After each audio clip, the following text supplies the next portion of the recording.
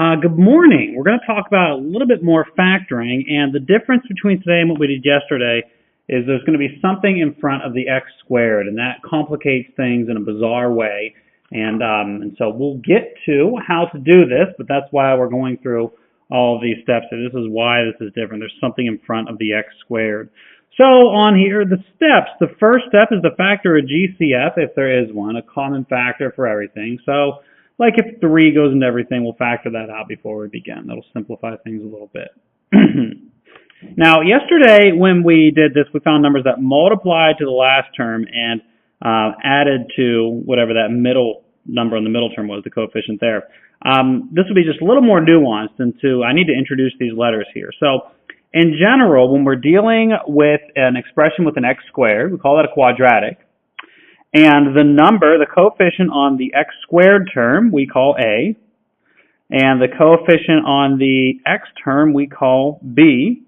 And the number that doesn't have an x, we'll call c. So when I'm talking about one of these expressions now, when I say a, b, and c, if I say a, I mean the number in front of the x squared. That's sometimes called the quadratic term. The number in front of the b, the number in front of the x is b. That's sometimes called the linear term.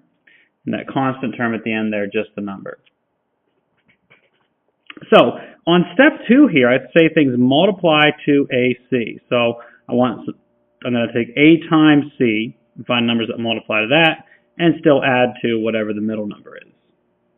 Okay, and 3 and 4, we're going to fill in the grid and then find the outside terms, and you'll see what I mean as we do an example. So let's jump right into that. So our first problem here is going to be 5x squared, and I'll scooch this up. 5x squared plus 11x plus 2. Okay, so I need numbers that multiply and add. I need numbers that multiply to a times c. So 5 times 2 is 10. So you take the first term times the last term. And then numbers that add to 11.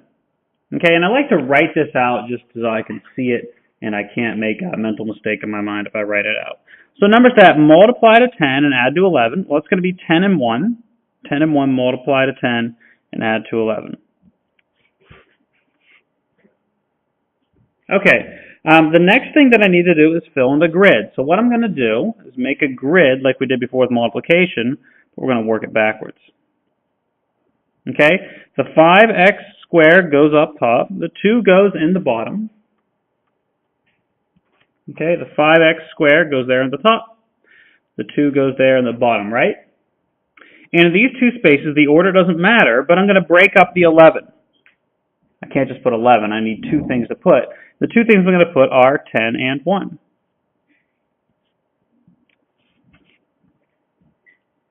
Okay, so you can see here, I broke up the 11x into 10 and 1.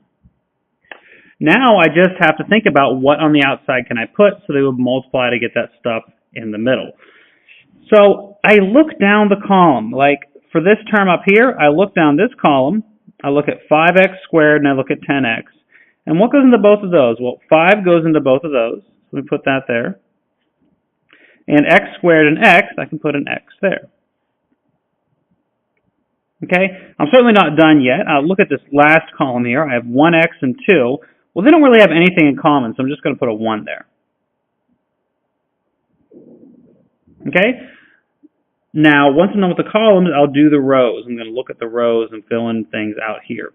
So 5x squared and 1x, that will just leave me with x. And 10x and 2, that will leave me with 2. Okay, that's something that goes into both of those. Now, I should check this real quick just to make sure that it works out. Okay, to make sure that I factored this correctly. So x times 5x gives me 5x squared. That's good. 2 times 5x is 10x. X times 1 is 1x.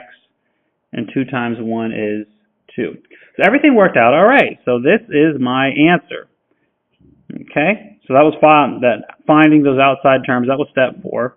And so now I'm going to write out my answer. It's 5x plus 1. And x plus 2. Okay, so I factored this out. That's 5x squared plus 11x plus 2. If I factor it out, I get that. 5x plus 1 and x plus 2. That's my solution there. Let me go through one more with you, and then I'll give you a couple of try-its. So our next one's going to be 3x squared plus 4x minus 15.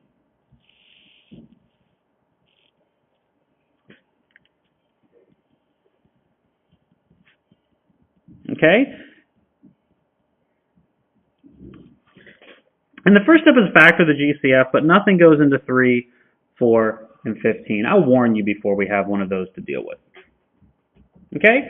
So let's see. 3 times negative 15, that's negative 45. And 4 is what I wanted to add to. So what are numbers that multiply to negative 45 and add to 4? Well, let me see. 45 is a few different things. And sometimes it's helpful to just write this out.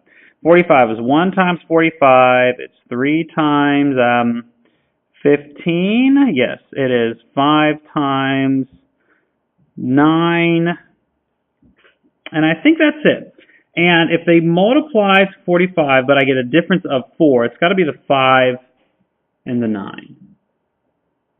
And they say, wait, that adds to 4. Well, they have to multiply to negative 45, so I have to make one of those numbers negative.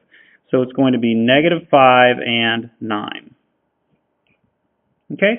The pair that I liked was the 5 and the 9, because at least they're 4 apart. At least they were related to that 4. So I have negative 5 and 9 there. Okay, let me go ahead and try to fill in the grid here.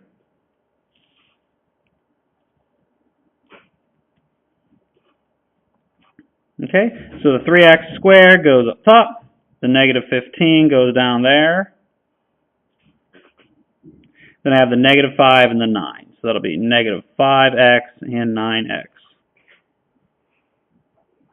Okay, now if you have a couple of negatives, look at those negatives right there. I'll just make this term out here negative, and that will take care of that. And that's going to be negative 5 there. What goes into both of these looks like 3x. Look at both of these. They just have an x in common.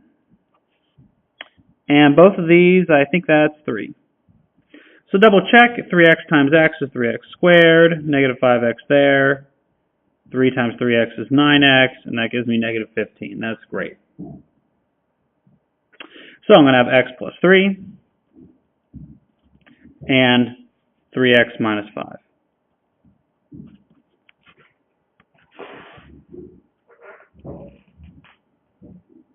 Okay. Let me give you a try it. This will not have a GCF, so you don't have to worry about that first step yet. We'll do one of those in actually next one after this. Will be our last one, and it'll have that. So, 2x squared minus 13x minus 7. Go ahead and try that one